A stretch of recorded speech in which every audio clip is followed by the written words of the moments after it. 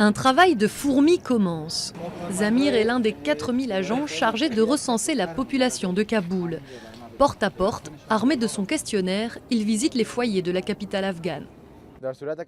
Cette étude nous aide, nous les Afghans, parce que grâce à elle, le gouvernement pourra prendre les bonnes décisions pour notre bien.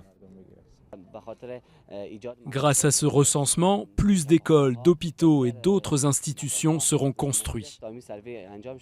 Si ces hommes se sont volontiers prêtés au jeu, c'est loin d'être le cas partout. Pour des raisons de sécurité, l'agent recenseur ne passe que pendant la journée.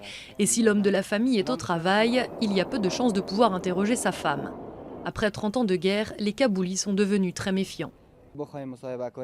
Pendant le questionnaire, les gens préfèrent ne pas donner le nom des membres de leur famille.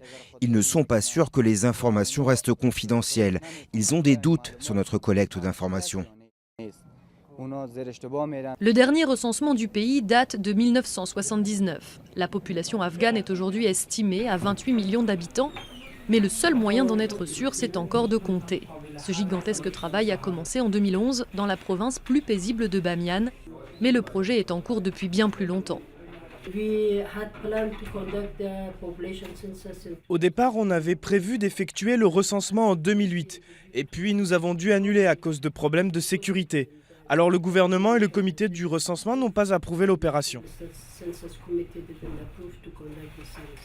Le recensement est indispensable pour évaluer les besoins de la population, province par province.